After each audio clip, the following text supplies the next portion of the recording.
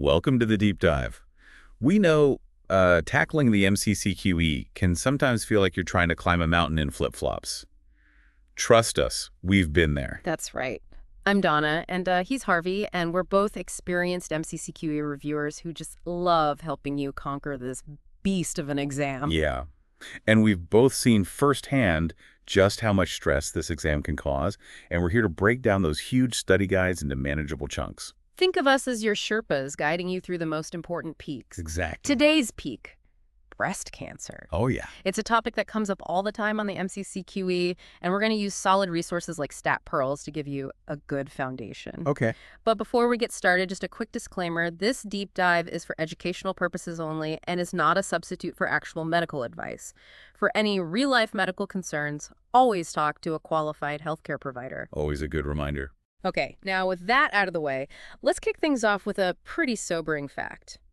Breast cancer is the most common cancer diagnosed in women. You're likely to see that statistic on the MCCQE, and it just highlights how important this topic is. For sure. It's not just about memorizing stats, though. I feel like the MCCQE really wants to test your understanding of the entire landscape, from those sneaky risk factors to the nuances of diagnosis and treatment. And to really understand those nuances, it's helpful to start with the basics. Let's talk about the anatomy of the breast for a second. It's actually more complex than you might think at first. Okay. We've got these milk-producing cells arranged in lobules, and then ducts that carry milk to the nipple, and all of it is supported by Cooper's ligaments. Cooper's ligaments. I remember seeing those mentioned in some of the source material, but to be honest, I never really gave them much thought. Well, they're actually pretty important, especially when we're thinking about breast cancer. You see, when a tumor grows, it can actually distort those ligaments, and that can cause dimpling or retraction of the skin. That's a classic clinical sign that you'll want to be able to recognize. Okay, so like a severely minor anatomical detail can actually be a huge red flag. That's the kind of clinical pearl that I feel like the MCCQE loves to test. Exactly. Now let's talk about risk factors. Everyone knows that family history plays a role, but here's something kind of surprising. Only 5 to 10% of breast cancers are actually due to an identifiable genetic mutation, like BRCA1 or BRCA2. Wait, really? I always thought genetics played a much bigger role. It's a common misconception. The vast majority of breast cancers are sporadic, meaning there's no clear genetic link. That being said, there are still a ton of other risk factors at play. Things like age, hormone exposure, and even lifestyle choices like alcohol consumption and obesity. Okay, so it's not just about genes. It's like a complex interplay of factors. Yeah. But how do we make sense of all these seemingly like disparate risks? Is there some kind of common thread? There is, and this is something that the MCCQE might try to trip you up on. If you look closely at those risk factors, you'll notice that a lot of them actually influence estrogen levels. Okay. Think about it. Early menarche, late menopause, hormone replacement therapy, they all increase a woman's lifetime exposure to estrogen, which can fuel the development of breast cancer. Oh, that's fascinating. It's like connecting the dots. Yeah. So understanding that underlying estrogen connection is key for the MCCQE. Absolutely. Now let's move beyond just breast cancer as like a single entity. This is where it gets really interesting. Yeah.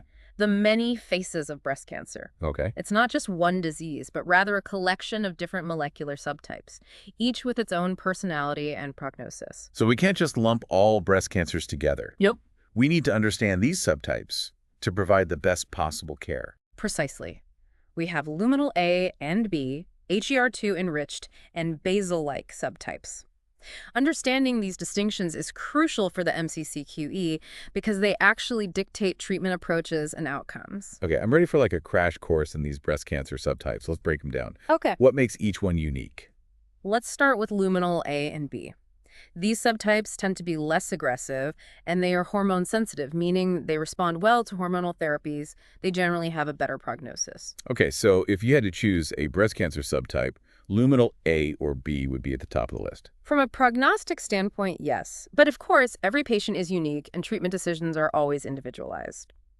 Now let's talk about HER2 enriched breast cancer. This subtype tends to be more aggressive, but the good news is that we now have targeted therapies like trastuzumab that have revolutionized treatment and significantly improved outcomes. So while it is more aggressive, we have effective weapons in our arsenal. That's good to know. And lastly, we have the basal-like subtype. This one is often the most aggressive, and it tends to have a poor prognosis. It's commonly seen in younger women and those of African American ethnicity. Wow, so much variation just within the world of breast cancer. It's amazing how these molecular differences can have such a huge impact on treatment and outcomes. Absolutely, and that's why understanding these subtypes is so crucial for the MCCQE. They want to see that you can think beyond the surface level and apply this knowledge to clinical scenarios. All right, so we've covered the basics of breast anatomy and the many phases of breast cancer, but how do we actually catch this disease early? I mean, we've got mammograms, ultrasounds, MRIs. What's the best tool for the job? That's the million-dollar question, and it's something the MCCQE will absolutely grill you on. Mammography is the mainstay for screening, especially for women over 40, but it's not perfect. It can miss cancers, especially in dense breasts. So mammograms are good, but not foolproof. What about ultrasound? I know that's often used in conjunction with mammography. Ultrasound is excellent for distinguishing cysts from solid masses, which can be super helpful when those mammogram findings are unclear. It's also a great tool for guiding biopsies. Ah, so it's like a complementary tool. It gives us more information when we need it. And then there's MRI, which I know is the most sensitive, but also the most expensive. Exactly. We usually reserve MRI for high-risk screening or when we need more clarity after suspicious findings on mammography or ultrasound. Think of it as the heavy hitter when it comes to sensitivity, but we use it strategically because of cost and availability. Okay, so each imaging tool has its own strengths and weaknesses. But once we've got those images, how do radiologists communicate their findings in a standardized way? I remember seeing something about the BIR rates classification system. You're on the right track. The BIRADS system is all about creating a common language for interpreting breast imaging. It uses a scale of 0 to 6 to indicate the level of suspicion for malignancy.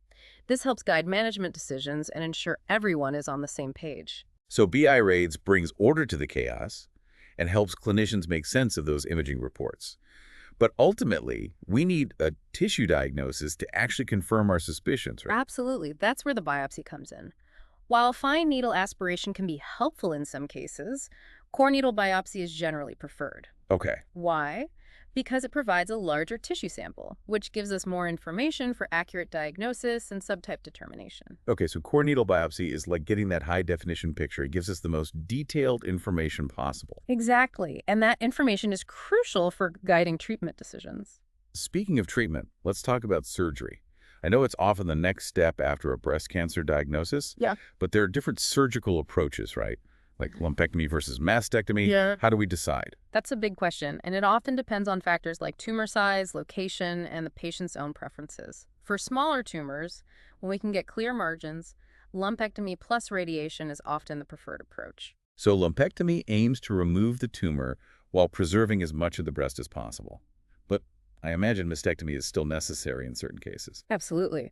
Mastectomy, where we remove the entire breast, is typically recommended for larger tumors, multifocal disease, meaning the cancer is in multiple areas of the breast, or if the patient has a strong preference for this approach. And even within mastectomies, there are variations like simple, modified radical, skin sparing, and nipple sparing, depending on the extent of surgery needed. Wow, so it seems like even within each treatment category, there's a whole spectrum of options to consider. Absolutely. And speaking of options, what about the role of sentinel lymph node biopsy? I remember that being mentioned in the source material. That's a crucial part of staging. It involves removing the first few lymph nodes that drain the tumor site to see if the cancer has spread beyond the breast. Okay. The results can significantly impact further treatment decisions. So sentinel lymph node biopsy helps us stage the cancer and guide those next steps. And if the cancer is spread to the lymph nodes, I know radiation therapy often comes into play. You're right. Radiation therapy is a really common component of breast cancer treatment, especially after breast conservation surgery. Okay. But even radiation therapy comes in different flavors. We have whole breast radiation, accelerated partial breast irradiation, and comprehensive nodal irradiation, each with its own indications and potential side effects. Okay, so it seems like every step of the way, there are multiple options to consider, each with their own pros and cons. That's exactly why a deep understanding of breast cancer is so essential for the MCCQE. Right. They're going to throw complex scenarios at you, and you need to be able to navigate those choices effectively. Well, I have to say, I'm feeling a bit overwhelmed by all this information. It's like peeling back the layers of an onion. There's always another layer to discover. Don't worry, that's totally normal. Breast cancer is a very complex topic, and even seasoned clinicians are constantly learning new things. The key is to just break it down into manageable chunks and focus on those high-yield concepts that the MCCQE loves to test. That's reassuring. And speaking of high-yield concepts, I remember reading about benign breast conditions. I know the MCCQE loves to throw those in as distractions, trying to trip us up. You're right. It's super important to be able to distinguish between benign and malignant breast conditions. Things like breast cysts, fibroadenomas, and fat necrosis can actually mimic cancer, so understanding their unique characteristics is essential for making an accurate diagnosis. Okay, so we need to be familiar with those benign mimics to avoid those MCCQE traps. But I have a feeling this is just the tip of the iceberg. What other surprises does the world of breast cancer hold? Well, hold on to your hats because in the next part of our deep dive, we're going to delve even deeper into those specific surgical techniques, those tricky differential diagnoses, and the nuances of radiation therapy. Sounds like we're in for another wild ride. I'm ready to keep climbing this mountain of knowledge. Stay tuned, everyone. We'll be right back with even more MCCQE busting insights. Welcome back to the deep dive. We're ready to tackle part 2 of our breast cancer journey. All right, let's pick up where we left off, diving deeper into the surgical management of breast cancer. Last time we talked about lumpectomy versus mastectomy, but it sounds like there's a lot more to consider within those categories. You're absolutely right. Let's start with breast conservation surgery. Remember, the whole goal of a lumpectomy is to remove the tumor, but preserve as much of the healthy breast tissue as possible. But it's not just about scooping out the tumor. Surgeons also need to make sure they get those clear margins. That means that there are no cancer cells lurking around the edges of the tissue they remove. That makes sense. But how do surgeons make sure they get those clear margins? I mean, it's not like they can actually see those microscopic cancer cells with the naked eye. It's kind of like a high-tech treasure hunt. No. Surgeons actually use tools like radiopaque markers, wires, or even those radioactive seeds to pinpoint the exact location of the tumor. And this helps them remove the appropriate tissue with a margin of healthy tissue around it. So they're using those markers to guide their every move, making sure they get all the cancerous tissue. Precisely. And once the tissue is removed, it's whisked off to the pathology lab for analysis. They examine the margins under a microscope to confirm that they are clear of cancer cells. If not, the surgeon may need to go back and remove more tissue to ensure everything is truly gone. Wow, it's amazing how much precision goes into these procedures. Okay, so lumpectomy is all about those clear margins while preserving breast tissue. What about mastectomy? When is that the preferred approach? Mastectomy, which is where the entire breast is removed, is typically recommended for larger tumors, multifocal disease, meaning the cancer is in multiple areas of the breast, or if the patient has a strong preference for this approach. It's definitely more extensive surgery, but sometimes it is necessary to make sure we're getting all of that cancer. And I remember reading about all the different types of mastectomies, like simple, modified radical, skin-sparing, nipple-sparing. It seems like there's a whole spectrum of options even within mastectomy. That's true. The type of mastectomy that's performed really depends on the individual patient and the extent of their cancer. Okay. Some techniques, like skin-sparing and nipple-sparing mastectomies, they focus on preserving as much of the skin and, in some cases, even the nipple areolar complex as possible. This is often done when breast reconstruction is planned after the surgery. So it's about balancing the need to remove all of the cancer with the desire to preserve appearance and potentially make reconstruction easier. Exactly. And I think these advancements in surgical techniques highlight the importance of collaboration between surgeons, radiologists, and pathologists. For sure. They all play such a crucial role in ensuring the best possible outcome for the patient. Speaking of collaboration, let's shift gears for a minute and talk about radiation therapy. We touched on the different techniques last time. Whole breast radiation, accelerated partial breast irradiation, and comprehensive nodal irradiation. Can we unpack those a bit more? Of course. Whole breast radiation is the most common approach. As the name suggests, it involves delivering these radiation beams to the entire breast over several weeks to destroy any lingering cancer cells after surgery. It's kind of like a safety net to reduce the risk of the cancer coming back. So it's like zapping the entire area just to make sure you get everything. What about accelerated partial breast irradiation? How's that different? APBI delivers a higher dose of radiation, but to a smaller area of the breast over a shorter period of time. It's a more targeted approach, and it can be a good option for some women with early-stage breast cancer, but not everyone is a good candidate for APBI. There are very specific criteria that need to be met. So APBI is faster, more focused, but not suitable for every patient. And what about comprehensive nodal irradiation? What is that used?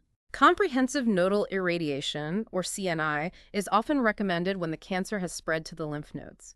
It targets both the breast and those surrounding lymph nodes to help control the disease beyond just the breast itself. Okay, so the type of radiation therapy really depends on the individual patient and the stage of their cancer.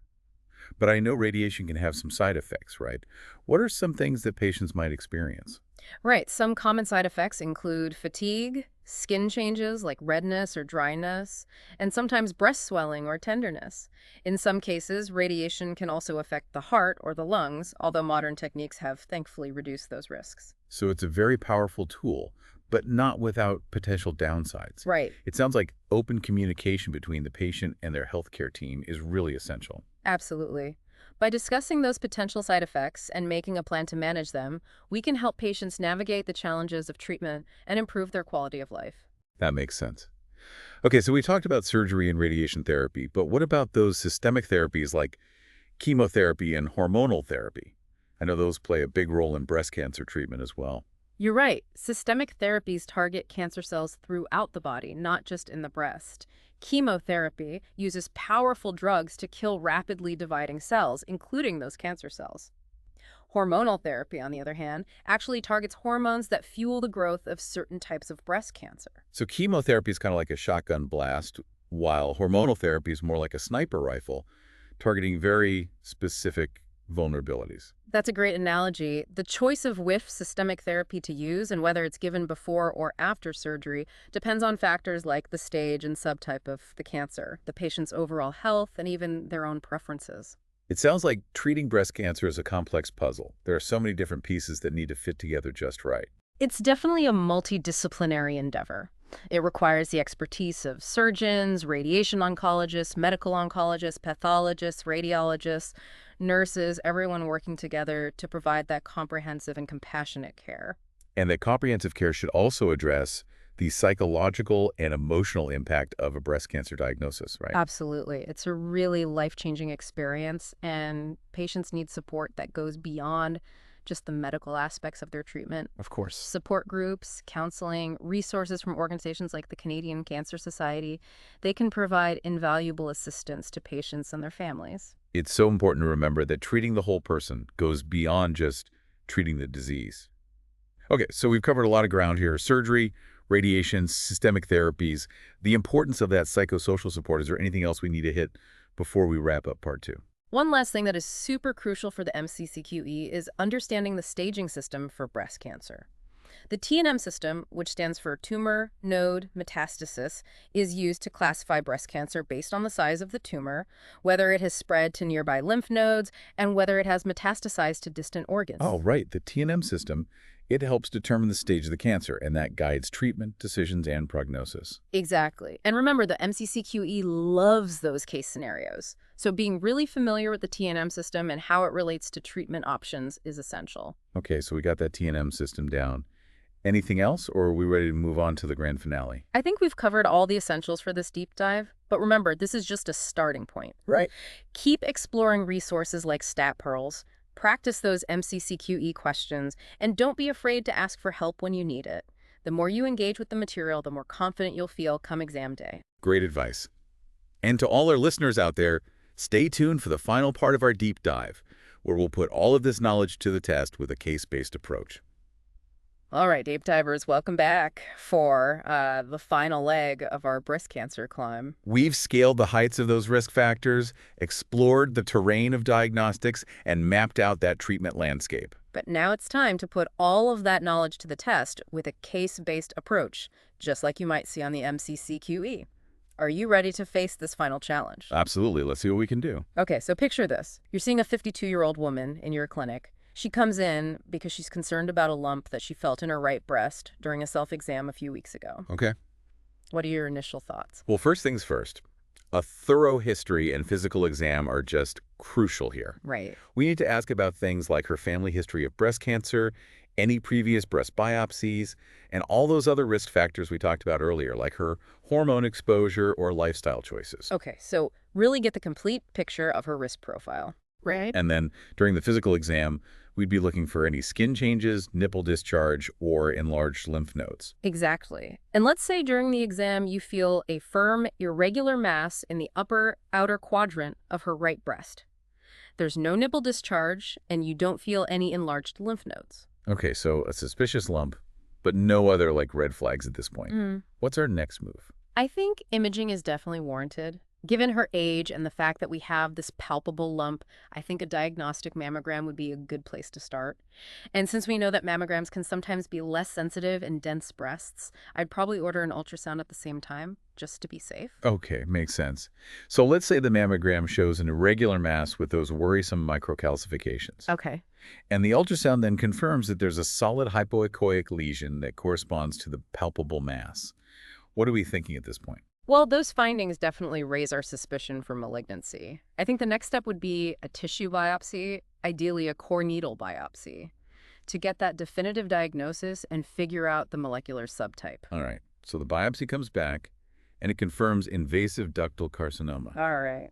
The pathology report also tells us that it's estrogen receptor positive, progesterone receptor negative, and HER2 negative. So we've got our diagnosis, we've got our subtype. Now what? Now we need to figure out the stage of her cancer to guide treatment decisions. We already know that the tumor is palpable, so it's at least T1.